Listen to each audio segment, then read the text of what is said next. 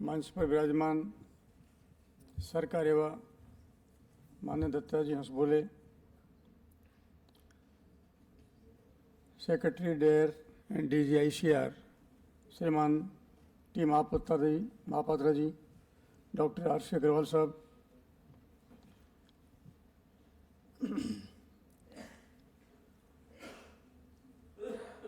Economic आर्थिक संघ के अध्यक्ष श्रीमान डॉक्टर जलपति राव जी, महामंत्री श्रीमान प्रमोद जी और इस आयोजन के सचिव श्रीमान मुकरन जी करकरे, यहाँ विराजमान कई DDG, ADG, संगठन मंत्री श्रीमान दिनेश जी कुलकर्णी, कई वाइस चांसलर्स, वैज्ञानिक, किसान बंधु, यहाँ ये कार्यक्रम समापन की ओर है और हमको सुनने के लिए बहुत कुछ शेष है, इसलिए मैं केवल औपचारिकता की ही निभाऊंगा। हमारी सृष्टि, संस्कृति, इसकी मान्यता रही है कि जैसी दृष्टि वैसी सृष्टि। हम मानते हैं कि ये भूमि, जिस भूमि में बीज उग जाता है वो माँ है, उसमें मातृत्व की क्षमता है और उसमें सब कुछ पहले से है, कुछ भी बाहर से देने की जरूरत नहीं। और बाहर लेने में कहाँ जाएंगे हम इसके बाहर? इसलिए पृथ्वी में सब कुछ है, अगर आवश्यकता है तो केवल ज्ञान की, जिसकी साधना के लिए यहाँ सब साधक बैठे हुए हैं। एक समय रहा हमारा प्राचीन काल, अपने शरीर को लेबोरेटरी बनाया, हर किसान को वैज्ञानिक बनाया और हर खेत को भी लैब बनाया, अनुभूत किया, निष्कर्ष निकाले।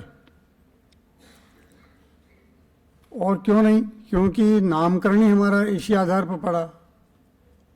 भा, धन, रथ। भा संस्कृत की मूल धातु है, भानु, भास्कर यानी प्रकाश, पर्यायवाची ज्ञान का। ज्ञान में रथ जहाँ के लोग, वो भारतवर्ष, अर्थात ज्ञान की खोज करने वाला ये भारतवर्ष है। भ्रम पैदा करने वालों ने भारत के नाम पर भारत जोड़ दिया, लेकिन हम कौन हैं इसको अनुभव करना और वापस वो हुंकार भरना, मेरे ख्याल से ऐसा समय आ रहा है। इसलिए हमने माना कि ये प्रकृति भी हमारी माँ है।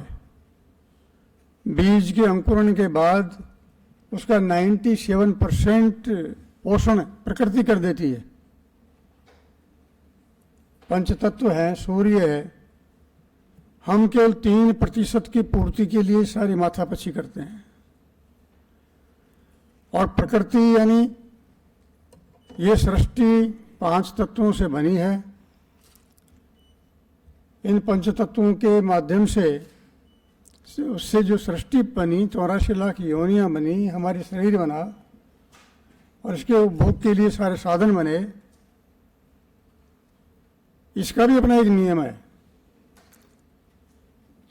इन पंचतत्वों का शुद्धि चक्र वो बरकरार रहे, उसमें हम कहीं बाधक नहीं बने तो साधक बने उसके। इसलिए दृष्टि जो है हमारी, वो हमेशा रही है कि प्रकृति हमारी माँ है और इसके अपने जो नियम हैं उनका हम पालन करें। ऐसे ही हमने ये माना कि गिव बैक, जो लिया उसे लौटाना। ये मान्यता रही है कि इस जीवन में ही हम अपना कोई भी कर्जा है किसी प्रकार का, उसको चुका करके ही वापस जाएं। कर्जदार होकर के यहाँ से नहीं जाएं। ऋण होने के लिए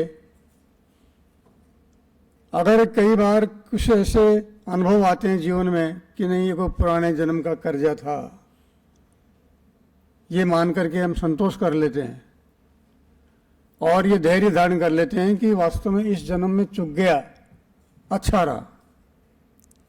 और कई बार कोई व्यक्ति उधार लेके चला जाता है, वापस नहीं आता, तो भी मान लेते हैं अगले जन्म में बाप बनेगा या बेटा बनेगा या बैल बनेगा और चुका देगा। पुनर्जन्म की इस धारणा के साथ और हमारी ये मान्यताएं रही, तो ऋण होना किन किन से, सोसाइटी का, समाज का ऋण हमारे पास कितना है, उसको हम कैसे चुका पाते हैं। अपने स्वार्थ के लिए तो पशु भी काम करता है, सभी काम कर लेते हैं, लेकिन ऋण होने के लिए सामाजिक ऋण को और इस प्रकृति के ऋण को, पंच तत्वों के ऋण को चुकाने के लिए कौन सा मार्ग है। और इसके बारे में ऋग्वेद में एक महावाक्य घोषणा करता है, कृषि मित्र कृषस्व। भारतीय किसान संघ के लोगों के साथ में और हमारा ये ध्येय वाक्य भी लिखा रहता है, खेती करो और खेती ही करो। समझ से बाहर की बात है आज के टाइम में, लेकिन हम उसी चिंतन के साथ अगर विचार करें तो इस पृथ्वी को शुद्ध रखना, अर्थात इसमें जितने भी जीवाणु हैं, सूक्ष्म जीवाणु हैं, अति सूक्ष्म जीवाणु हैं, उन सबका पोषण करना। एक जीव दूसरे जीव का आहार बनता है, भोजन बनता है, पोषक बनता है, इसमें सारी व्यवस्थाएं व्यवस्थित है। हम उनके जीवन चक्र को तोड़ करके और जो योगदान दे रहे हैं क्या, देखने वाला विषय यह है। इसलिए इन प्रकृति का, पंच महाभूतों का ऋण चुकाने वाला जो विषय है, उसमें मिट्टी को प्रदूषित कर दिया, सारा विश्व भोग कर रहा है, शोषण कर रहा है, प्रदूषण कर रहा है, लेकिन उसको गिव बैक, वापस लौटाने वाला काम ये नहीं हो रहा। इसलिए आज प्रदूषण की इतनी बड़ी समस्या हम भोग रहे हैं। और ये भी कहा गया कि केवल और केवल किसान के हाथ में वो शस्त्र है जो मिट्टी को शुद्ध कर सकता है, मिट्टी को कठोरता से, उसकी कठोरता को तोड़ करके उसमें पानी और हवा इसका प्रवेश करवा सकता है। हम सब जानते हैं कि हवा और पानी मिट्टी में नहीं जाएंगे, वाष्प नहीं बनेगी, तो पौधा तो इनटेक करेगा ही नहीं, ग्रहण करेगा नहीं माइक्रोन्यूट्रिएंट्स को, वो तो वाष्प के रूप में ही लेता है। इसलिए उसकी कठोरता को तोड़ना, उसमें हवा और पानी अंदर जाए, शुद्ध पानी जाए, उसका भंडार भी भरे,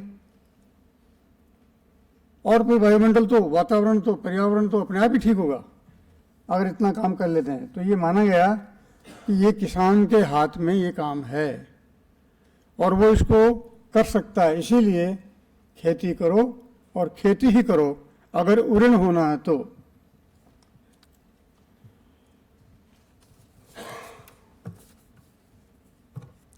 तो प्रकृति के इस एहसान को से हम मुक्त होने के लिए, ऋण मुक्त होने के लिए और इस प्रकृति की नियमित क्रियाओं में सहभागी कैसे बन सकते हैं।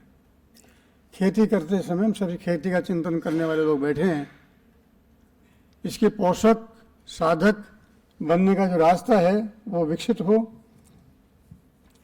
अमेरिका के एक भूतपूर्व उपराष्ट्रपति अल गोर, जो पर्यावरणविद भी थे, मैग्सेसे अवार्ड भी मिला था, उन्होंने कहा था कि हम यू टर्न करके 300 वर्ष पहले जा पहुंचे और यदि हमको आगे बढ़ना है तो भारत के मार्ग निर्देशन में जाना ही पड़ेगा।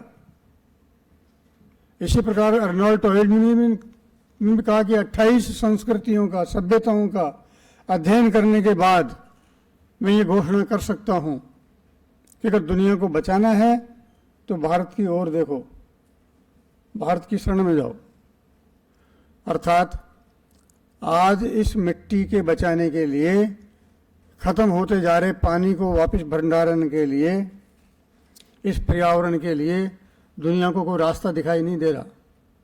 ऐसे समय में हो सकता है ये जिम्मेदारी वापस अब हमारे कंधों पर आए। तो क्या हम इस चेतावनी को, इस चैलेंज को स्वीकार करने के लिए तैयार हैं? एक विचारणीय प्रश्न है। तो प्राचीन अनुभूत ज्ञान और आज का विज्ञान, इन दोनों को मिलकर के हम एक सस्टेनेबल, सही मायने में धारणक्षम खेती का मार्ग निकाल सकते हैं और पूरे विश्व का मार्गदर्शन कर सकते हैं।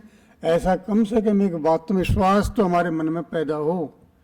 दुनिया को विश्वास है, लेकिन हम हैं कि हमारे धोती नहीं संभाल पा रहे अभी तक।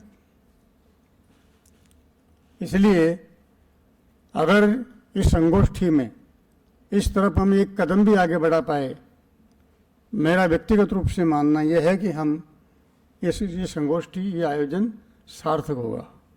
भारत माता की जय।